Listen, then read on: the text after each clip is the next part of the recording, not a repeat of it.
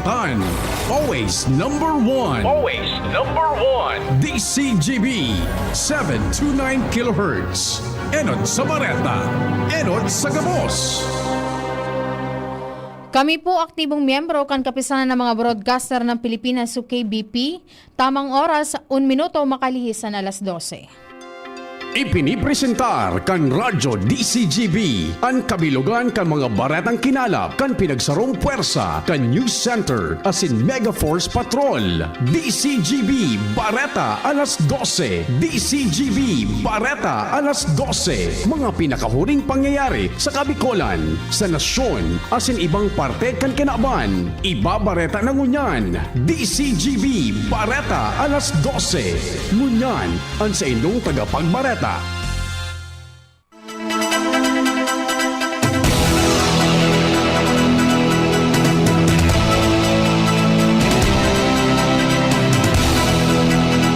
Maray na pagkaw to mga tugang, inina po ang kataripunan, kan mga darakulang bareta ngunya na pagkaaldaw, Primerong Lunes kan Agosto 3, 2026. Kami po ang sa indong magiging tagapagbareta. Ako po si Nicole Ann Gloriani.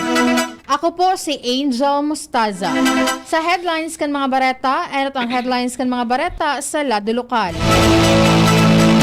7 miyembro kan PNP Bicol pinagmidbid sa ginibong flag racing ceremony ngunyan na aldaw. Kasurog Deer Cups preparado sa posibleng epekto kan Bagyong Luis. Albay Governor Noel Rosal nagahalat pa nin abiso kan FIVOX manungod sa decampment kan mga bakwit na apektado kan pag-alboroto kan Bulkan Mayon. Pagresibi kan social pension kan mga senior citizens sa Legazpi City mas pinadali na sa paagi kan GCash cards. Headlines kan mga bareta sa lado nasyonal, pagdagdag ni nuclear energy power mix, wara pang aktual na timeline sigun sa ERC. DSWD matutok sa cash aid as in disaster response sa Tahawkan Energy Emergency. Pagbilog nin propesong lay, direktang ikukonsulta sa namamanuaan sa man iba-ibang rehiyon. Pilipinas as in Poland papakusugon ang kooperasyon sa agrikultura, komersyo as in trabaho. Sa ibang nasyon, US President Donald Trump kinanselar ang planong pag-atake kan Estados Unidos sa Iran. Rain or shine, Elasto Painters pinamarangkal ang Meralco Bolts as inairehistro ang apat na sunod-sunod na panggana sa nagpapadagos na PBA Season 50 Governor's Cup. Sa mga detalyes kan mga bareta, at ang detalyes kan mga bareta sa lado lokal. Ang baretang ini hatod sa Indukan. Leon Extra Strong Beer. Bangis mo! Pinagmidbid kan Philippine National Police sa Bicol o Police Regional Office No. 5 ang 5 police officer as in 2 non-uniform personnel sa ginibong flag racing ceremony ngunyan na aldaw, Agosto 3 sa Camp Simeon Ola, Legazpi City. Sigun kay PNP Bicol Regional Director Police Brigadier General Erosito Miranda, kaiban sa mga pinagrekognisar nin medalya as in pigtawan nin medalya ng kagalingan, sinda Police Captain Arnel Azania, Police Chief Master Sergeant Corina Aquino, Domingo Morata, as in Police Master Sergeant Raymond Ian Quino, na Naga City Police Station 4 o Station 4 dahil sa makaskas na pagresolbir kan kaso nin panggagadan sa sarong babae na nadiskubring dainang buhay sa laogan si iyang harong sa Barangay Pacol, Naga City. Nakuaman ang medalya ng sugatang magiting ni Police Staff Sergeant Alejandro Jimenez kan Dait PNP matapos malugadan sa kamutmantang piga-aresto ang suspect na armado nin bolos sarong insidente nin hacking sa Dait Camarines Norte kan Hulyo 17 kung saan matrayumpong naarestar ang suspect. Mientras na-resibi man ang medalya ng kasanayan ni non-uniform personnel Janeth Alarcon as in Irene Lanuza kan Naga City Police Station 4 na pagmidbid bilang crime registrant sa nakakatabang sa pagpapakaskas kan operasyon as in pagpapautob kan mga mandato kan PNP. Pinanginotan man ni Miranda ang seremonya kung saan sa giraray na ipigdoon ang kan pulisya ang sa indang promisa sa paghahatod nin mabilis o serbisyong mabilis, tapat at nararamdaman. Mantinidong preparado ang Kasurog Disaster Emergency Assistance Response o DEAR kan PNP Bicol para sa tulos na pagsimbag sa posibleng epekto kan Bagyong Luis sa rehiyon Bicol.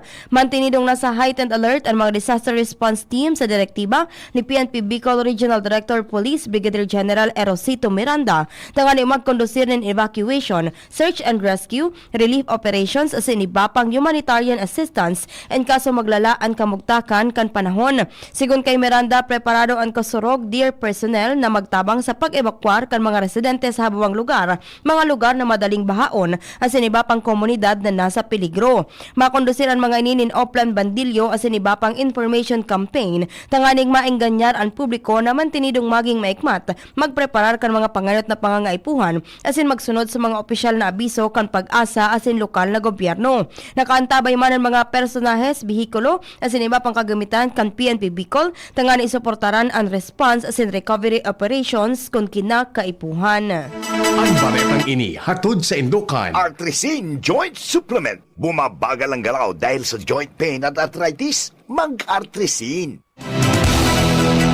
Daipanin kasiguraduhan si Albay Governor Noel Rosal kung maorden nin decampment sa mga evacuees na mantinidong apektado kan pag-alboruto kan bulkan mayon sa pagsasabing nasa Philippine Institute of Volcanology and Seismology of PHIVOLCS ang pinakadesisyon. Sa entrevista kan DCJB News, sinabi ni Rosal na nasabing ahensya ang makakahiling kung ligtas na ang sitwasyon kan bulkan asin maibaba sa alert level 2 ini. Magigiramduman na may nakaabot na mga informasyon na nagkapera sa mga bakwit ang nag-urol ina sa kanya-kanya nindang mga residensya. Dakol pa o dagdag pa ka na mga opisyal o kan opisyal na daiman nagkulang ang probinsya sa pagsasabing kompleto sa rekado sa pagtaunin ayuda asin serbisyo kay ibahan na ang pigtatao kan Department of Social Welfare and Development lalo na sa pagkaon asin iba pa. Mas makaskas na ang pagresibi ng social pension kan mga senior citizens sa Legazpi City matapos ilansar niya na aldaw Agosto 3 ang paggamit ng GCash cards para sa pagdistribuir kan sa indang benepisyo. Sa entrevista kan DZGB News kay Legazpi City Mayor Hisham Ismail, sa kabilugan na 3,522 na social pensioners kan syudad, 52 pa sana ang nagpahayag ng interes na magresibi kan sa indang pensyon sa paagi kan GCash, mientras may nakatagama man na 20,000 na cards ang nakaantabay para sa mga benepisyaryo. Mientras ang nasabing programa sarong inisyatibo ni Konsehal Attorney Butch Lasila na inaprobaran kan sangguniang panlungsod ng Legazpi City. Dainaotob ang nainot na promesa kan Department of Public Works and Highways o DPWH na mabuksan bago matapos ang Agosto ang inisyal na 2 lanes kan tulay kan Kilikaw Binitayan sa Darag Albay matapos na magpadagos ang konstruksyon kan proyekto. Magigiramduman ka na Mayo 2026 ipinahayag ni DPWH Secretary Vince Dixon na matatapos sa laog nin 2 sa gudtulong bulan ang enot na 2 lane kan tulay tanganing tulos nga ining mapakinabangan kan publiko. Mianta sa dainin na otob asin nagpadagos pa man graray ang konstruksyon kana nasabing proyekto. Nainot ng binisita ni Dizon ang lugar asin sinugo ang DPWH 2nd District Engineering Office na pakaskason ang konstruksyon matapos ma-terminate ang enot na kontraktor dahil sa matinding pagkapindyente kana nasabing proyekto. Naghagad nin personal na dispensa si Legazpi City Vice Mayor Luis Gutierrez matapos na masalaan pigdurukot asin pigdistribuir na fare matrix o bagong taripa kan mga tricycle sa syudad. Sigun kay Gutierrez na ako ninda na may sala ang sangguniang panlungsod sa kalkulasyon kan pigtaong adjustment sa pamasahe kan mga tricycle asin pigpromisa na maitama ini sa masunod na distribusyon. Magigirumduman ka na kaaging aldaw kan dakol na mga tricycle driver ang nag-react matapos naman notaran na imbes na padagdag pababa ang pamasahe. Nag-inisyal ang mga ini na ibalik sa syudad ang bagong taripa asin pighagad na maging makatarungan ang pamasahe sa saindang pagkabuhay. Pigbibilog kan mga opisyales de barangay kan Barangay Pawa sa Legazpi City ang resolusyon na minalimitar sa pag-aragi kan mga darakulang truck sa kahalabaan kan tinampo sa barangay alas 5 nin pagkahapon na sagod alas 10 nin pagkabanggi uro aldawa. Sigun kay Barangay Pawa punong Barangay Tito Villanueva, may koneksyon ini sa pag-aragi kan mga 5 to 10 wheeler truck sa lugar na halipa sa mga pag-quarry sa nasabing oras. Dagdag pa niya na sa resolusyon maawot na maging ligtas ang mga tao asin maibitaran ang anuman na mayor na aksidente na imbelto ang mga ini.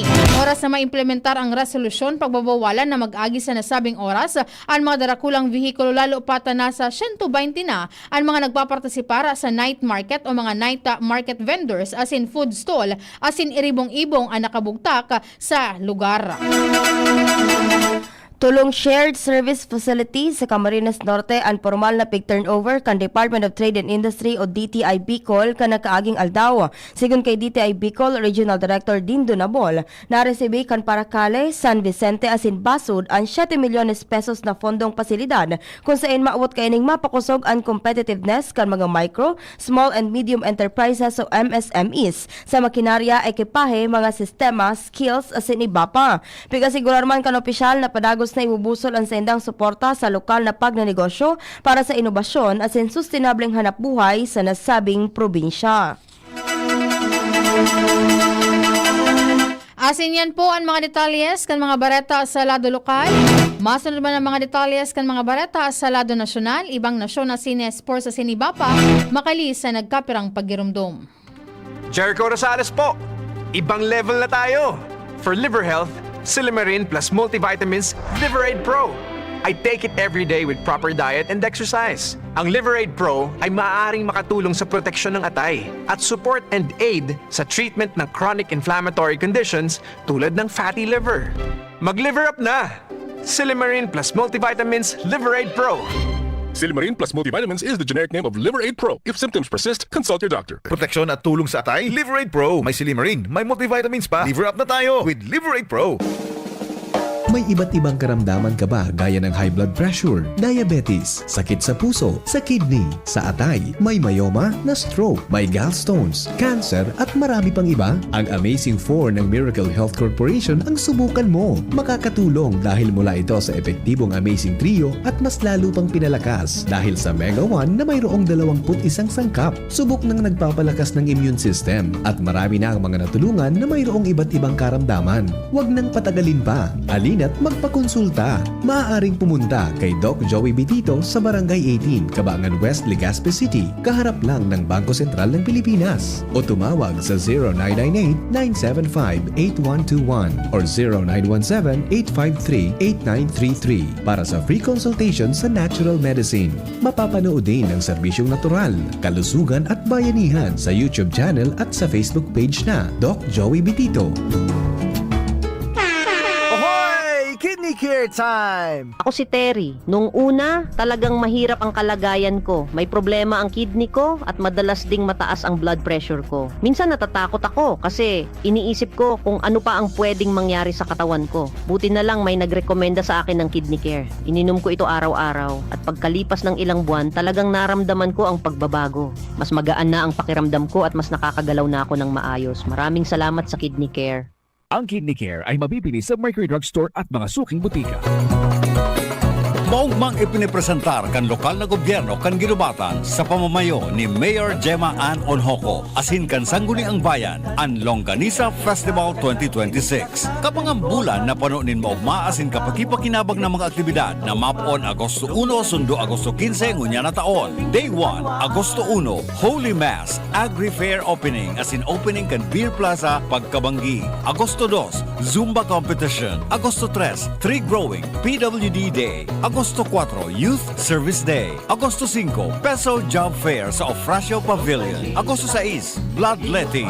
Agosto 7, Ginubatan Got Talent. Agosto 8, Ginubatan Bodybuilding and Physique Showdown. Agosto 9, Ginubatan Half Marathon asin pauragan sa Ginubatan Kickboxing. Agosto 10, Ligtas Tigdas Program asin ang pinakaabangan, kulinarya asin longganisa Budol Fight. Agosto 11, Street Dance Competition. Agosto 12, LGU Program asin Services Orientation for Barangay Officials. Susundan kan Youth Day. Agosto 13, Civic Parade and Seniors Citizens Night. Agosto 14, Airsoft sa Oval asin Procession sa Banggi. Agosto 15, Agri Fair Closing. Holy Mass in honor sa patron saint of Our Lady of Assumption.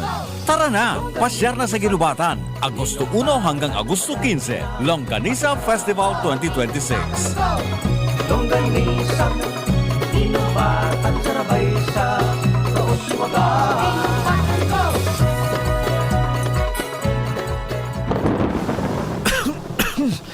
Tagulan na. Uso na naman ang ubo. Mabuti ng handa. May Plemex Forte ako. Ang Plemex Forte ay natural na lagundi. Tumutulong palabasin ang plema para tumigil ang pagbubo. Ginhawa sa paghinga. Sakto talaga. Plemex Forte. Syrup o capsule. Basta lagundi. Plemex. Vitex Negundo L. Lagundi leaf is the generic name of Plemex Forte. If symptoms persist, consult your doctor. Inihahatod sa inyo kan Department of Environment and Natural Resources, Regional Office No. 5, ang programang Kapalibutan Ta at Tamanon Ta. Kapalibutan Ta at Tamanon Ta. Programang magtataunin informasyon asin kaaraman, manungod sa satuyang kapalibutan, asin sa mandato kan Department of Environment and Natural Resources. Sa tunghinanyugon, kada Huwebes alas 11 sagkod alas 12 nin pagkaudto, Kapalibutan Ta at Tamanon Ta. Hatod sa inyo kang DENR Regional Office 5 asin kan istasyon na ini.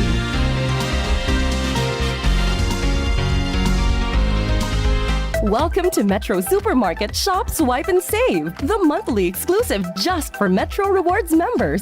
Swipe your Metro Rewards card and unlock amazing value deals and exclusive offers, from groceries to other supermarket items. Why pay more when members pay less? Enjoy value deals and exclusive offers from May to December. Don't have a Metro Rewards card yet? Sign up and get your card at customer service today. At Metro Supermarket, you shop smarter and save bigger. See you there! Per DTI Fair Trade Permit number FTB 248454 Series of 2026. Ready to experience exciting rewards and luxury gaming? With New Star Online, get a chance to win through multiple daily leaderboards, from bingo big wins and daily bets to daily claim and welcome rewards, plus a variety of rewarding promotions available every day. Download the New Star Online app now and elevate your gaming experience with more daily rewards. For EGLD reference number MKTG-2026-0940, 0941, 0943, 0946, 0947, 0949, and MKTG 2026-1210. Gambling is for persons 21 years old and above only. Gambling can be addictive. Know when to stop. Email responsiblegaming@pagcor.ph.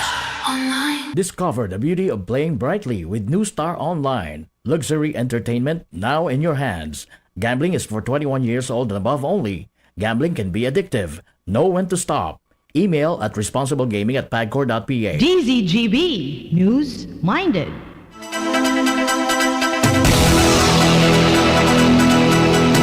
Detalyes kan mga bareta sa lado nasyonal, wala pang aktual na timeline may kinaraman sa kuno arin mapuon na mailaoga sa energy mix ang Pilipinas sa nuclear player sigon sa Energy Regulatory Commission o ERC.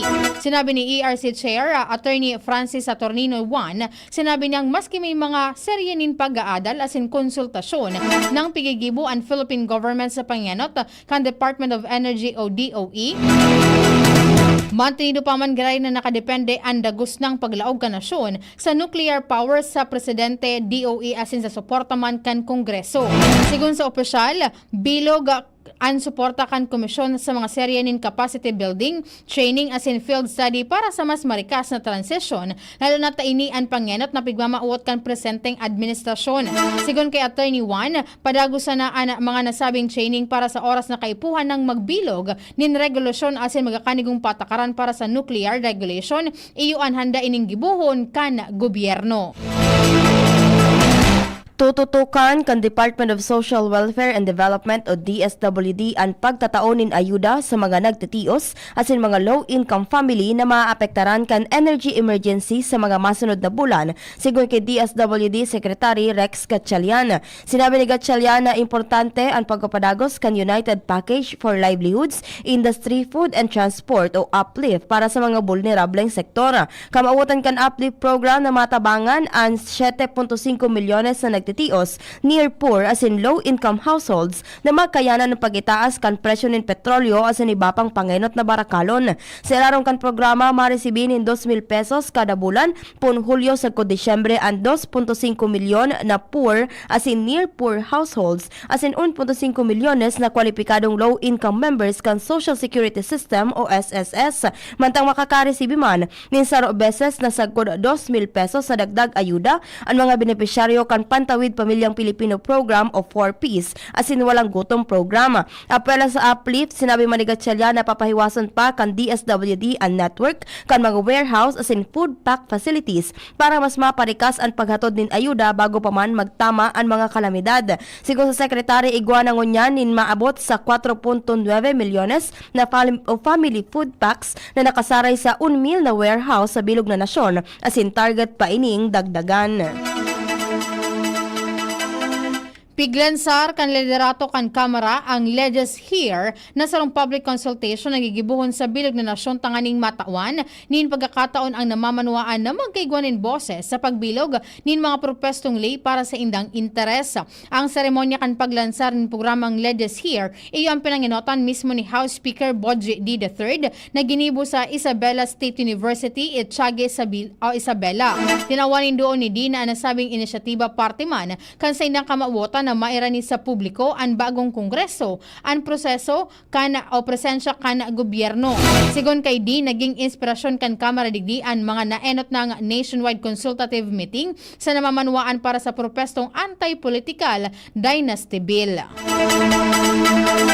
Tinukar ni Cabinet Secretary Benjamin Benhur Abalos Jr. asin delegasyon gikan sa Poland ang pagpapahiwaskan kooperasyon nin duwang nasyon sa aspeto kan agrikultura, komersyon asin pagpapauswag kan skills kan mga obrero.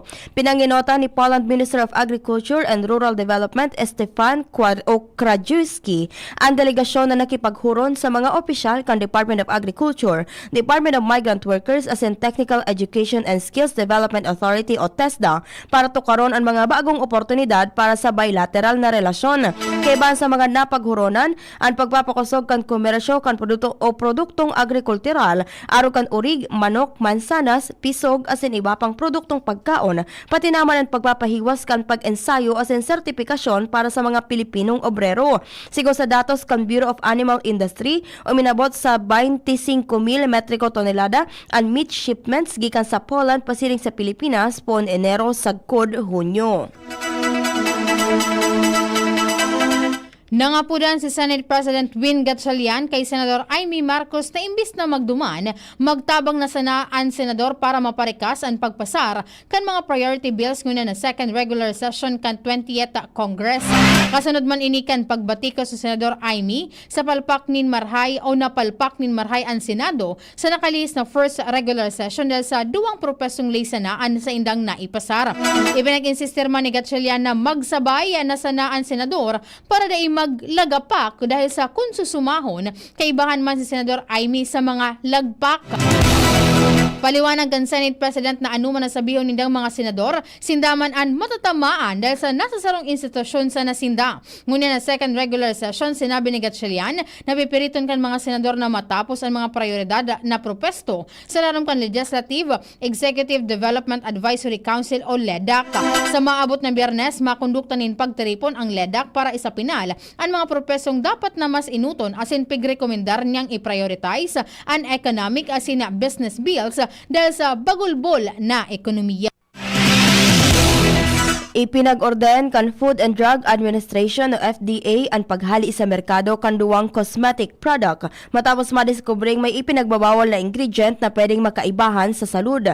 Base sa direktiba kan FDA, pigpaparicall ang mga apektadong batch kan Beauty White Facial Toner na may batch o lot number YGRT 260203 asin Beauty Love Skin Essentials Rejuvenating Facial Toner na may batch o lot number BLT o 260301 na ginibo kan Glow Babe Skincare Product Trading OPC asin KCN Enterprises. Sigon sa ahensya na diskubre ang mga nasabing cosmetic product kan tretinoin asin hydroquinone na ginibong laboratory analysis na parte kan post-marketing surveillance activities. Kaya ba sa mga posibleng side effect kan mga nasabing imbelto ang iritasyon sa kulit, mata asin respiratory system, hypersensitivity o allergic reactions, pagitaas kan sensitivity sa ultraviolet o UV radiation infection, exogenous ochronosis, reproductive as in developmental toxicity, as in posibleng carcinogenic as in genotoxic effects. Sa ngunyan sinugukan FDA ang gabos na regional field offices as in regulatory enforcement units, mga lokal na gobyerno as in law enforcement agencies na siguruhon na wara na ini sa merkado. Mantangin nabisuhan man ninda ang mga consumer na nakabakal na kaini na makipagkoordinar sa mga manufacturers. Bareta sa ibang nasyon, inanunsyo ni US President Donald Trump na paramientas na kinansilar kan Estados Unidos ang planong military ataka sa Iran matapos maghaganin kadagdagan ang nasabing nasyon asin nagkapirang nasyon sa Medyo Oriente para tapuson ang sarong kasunduan. Sa opisyal na pahayag, sinabi ni Trump na preparado na ang Puwersas Armadas kana US laban sa Islamic Republic of Iran sa level na dai pa mahihiling pon kan World War II. Pero sinabi niya nga pinaonrahan niya ang kagadan para sa kapakinabangan kan kinaabanan sa mga maabot na aldaw asin ang kaligtasan kansaro o kansarong matrayumpo asin na mauswag na Iran. Sinabi pa na nagsabay man sa commitment nindang ini ang Israel. Kaibahan sa mga panganap na kondisyon ni kasunduan ang tulos asin kumpletong pagbukas kang Strait of Hormuz pati naman ang pagtatapos kang nuclear threat kan Iran. Sa lado kan Karawato Sports na rehistro kan rain or shine Elasto Painters ang sa indang ikaapat na straight win matapos na malusutan ang Meralco Bulls sa skor na 85-83 sa PBA Season 50 Governors Cup kasubanggi sa Araneta Coliseum sa Cubao. Inina ni kaapat na panggana kan rain or shine sa anom na kawat sa Group B. Nanganod sa panggana kan Elasto Painters si Aaron Fuller na nagkamada nin 25 puntos, 13 na rebounds asin 2 steals. Mantangin ni naman na ikatulong sunod-sunod na pagkadaog kan Meralco as nasa 4th overall sa laog nin anom na kawat. Nadiskubre kang NASA Curiosity rover ang mga misteryosong honeycomb shape rock formation sa ibabaw kang Mars na pigtutubudan na pwedeng makapagtaunin informasyon sa sinaunang klima asin kasaysayan kan planeta. Sigun sa mga scientifico, ang nasabing korte kan mga gapuan pwedeng nabilog dahil sa pagmara kan mga mineral o iba pang prosesong nangyaring bilyon-bilyon taon na nakakalihis. Paragos man napigaadalan kan mga eksperto ang nadiskubreng formation, tanganing maaraman kung paano ini nabilog asin kung may koneksyon ini sa dating presensya kan tubig sa Mars. Pigalauman kang NASA na bagong datos hali sa Curiosity rover ang mga katabang sa mas hararom na pagsabo sa evolusyon kan planeta. Istoryang naiiba. Sarong humanoid robot head na pigapod na Origin M1 ang naging sentro kan hururon online matapos magpahiling nin sobrang realistic asin haros pantawong hiro kan pandok na ikinakigkig kan mga netizens. Ang Origin M1 ginibo kan Chinese robotic startup na Ahead Form na binulog kan 2024 ni Yu Hangyu, sarong engineer nag-aadal sa Creative Machines Lab kan Columbia University sa New York. Maawat kang kumpanya nagibuho na mas natural ang pagkikipagkoordinar kan persona asin robot sa paagi kan mga robot na may mas realistic facial expression. Sigun sa mga report, kayang arugon kaini ang manibaybang facial expression, arug kan pagkunot kan angog, pagkurap, pagulok asin paghiro kan mata. Nasarong video na nagkalat sa Chinese o social media, mahihiling na makatotohanan ang paghiro kan pandok kaini dahilan tangani mag-viral ini tulos. Flashback. Ngunyan na aldaw, Agosto 3 kan taon 1902, kan formal na ipinahayag ni Isabela de los Reyes ang pagkabilog kan Iglesia Filipina Independiente sa Centro de Bellas Artes sa Quiapo, Manila. Ang makasaysayang proklamasyon ang nagtaong dalan sa pagkabilog kan sarong makatalingkas sa simbahang Filipino, nakasiblag sa pagmanihar kan simbahang Katoliko Romano asin ang prailing Espanyol bilang parte kan padagos sa pagbusol kan katalingkasan asin pagkakamidbid kan mga Pilipino. Asin yan po ang mga kabilugan, detalyes kan mga bareta na pinagtarabangan ay surat dyan sa samuyang DCGB News Base. Sa pangaran po kan samuyang News Director asin News Manager Sir Mar de la Cruz, asin ni Nicole Ann Gloriani. Ang samuyang kaibahan sa Lada Technical, Kuya John Napoles, sa IT si Jerome Nico Martinez. Kami po ang sendong naging tagapagbareta. Ako po si Nicole Ann Gloriani. Ako man po si Angel Mustaza, nagsasabing salamat kan sa inyong pagantabay, marhay na pagkaudto. Sa indong nadangog ang mga darakulang bareta ngunyan na aldaw. Ang tabayan ng giraray sa aga ang sarupang edisyon kan DCGB Bareta alas 12.